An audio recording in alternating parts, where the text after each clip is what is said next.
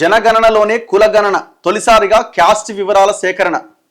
అసలు నిజంగానే సేకరిస్తున్నారా చెప్తున్నారా? ఇప్పుడు లాస్ట్ టైము ప్రతి ఒక్కరింటికి వచ్చారు, వాళ్ళు ఏం అడిగినారు? కులానికి సంబంధించి ఎస్సీయా ఎస్టీయా, లేదు మేము బీసీ అంటే అదర్స్లో చేస్తున్నారు.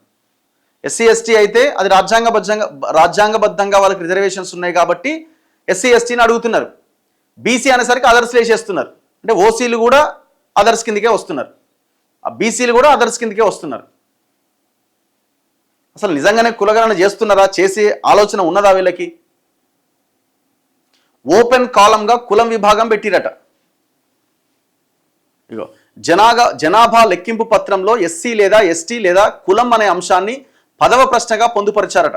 కులానికి సంబంధించిన విభాగాన్ని ఓపెన్ కాలంగా ఉంచబోతున్నారట.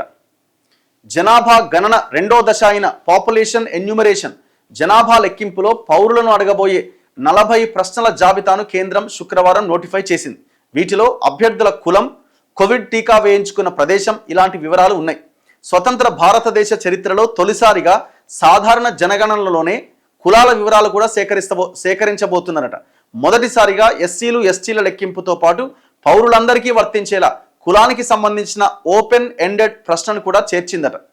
మంచు కురిసే ప్రాంతాల్లో ఈ ప్రక్రియ సెప్టెంబర్ 1 నుంచి ప్రారంభం కాబోతున్నదని కేంద్రం వెల్లడించింది.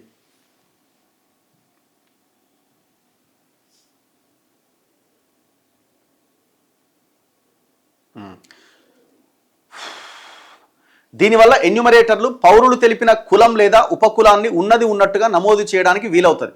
16 రాష్ట్రాలు కేంద్రపాలిత ప్రాంతాల్లో జూలై 1 నుంచి 20 వరకు నిర్వహించిన ప్రీ టెస్ట్ తర్వాత కూడా ఈ విధానం కొనసాగించారు. ఈ పరిశీలనలో ఎస్సీ ఎస్టీలు కాని ఇతర పౌరులను కూడా వారి కులాన్ని తెలపాల్సిందిగా కోరగా వారిచ్చిన సమాధానాలు ఎన్యూమరేటర్లు ఓపెన్ కాలంలో నమోదు చేశారు. ఈ జనాభా లెక్కింపు ప్రక్రియ లడఖ్తో పాటు జమ్మూ కాశ్మీర్, ఉత్తరాఖండ్, హిమాచల్ ప్రదేశ్లోని మంచు కురిసే ప్రాంతాల్లో ఆగస్టు 17 నుంచి 31 వరకు జరుగుతుందట. తర్వాత సెప్టెంబర్ 1 నుంచి 30 వరకు ఎన్యూమరేటర్లు స్వయంగా ఇంటింటికి వెళ్ళి జనాభా లెక్కిస్తారు. కరోనా టీకా ఏడా వేసుకున్నారని కూడా అడుగుతున్నారట. మొత్తం బ్యాంకు ఖాతాల సంఖ్య, అలాగే Aadhaar, mobile, voter ID, passport, driving licence వివరాల లభ్యతకు సంబంధించిన ప్రశ్నలు కూడా ఇందులో ఉన్నాయట. 40 క్వశ్చన్స్ అడుగుతున్నారట. 40లో వ్యక్తి పేరు, కుటుంబ వివరాలు. ఫస్ట్ క్వశ్చన్, కుటుంబ పెద్దతో మీకున్న సంబంధం ఏంది? ఒకవేళ మీ కొడుకో బిడ్డ పేరు అక్కడ వస్తే ఆయనతో మీకున్న సంబంధం ఏంది? ఇవన్నీ.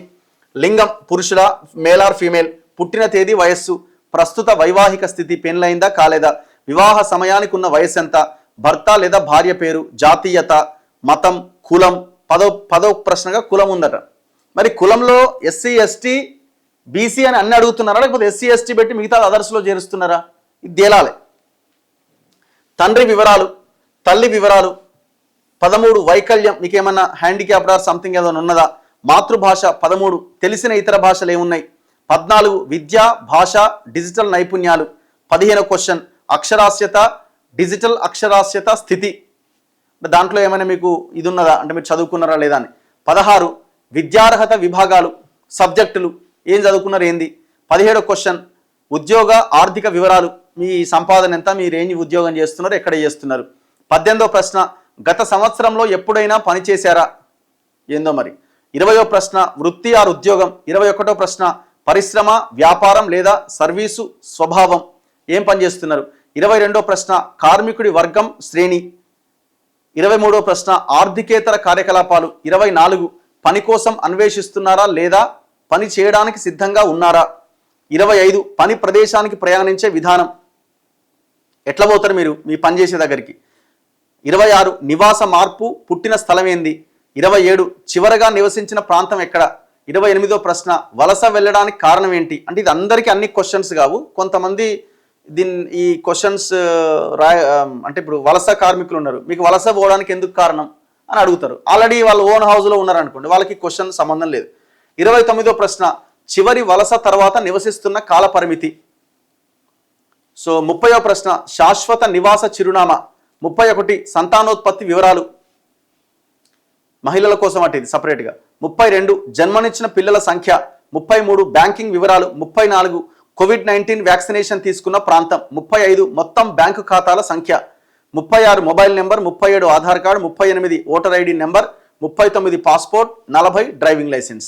ఇన్ని ఉన్నాయన్నమాట. మొత్తం ఆ 40 ప్రశ్నలకి మీరు ఆన్సర్ చేయాలి. మీ ఇంటికి వచ్చి అడుగుతారు జనగణనలో భాగంగా.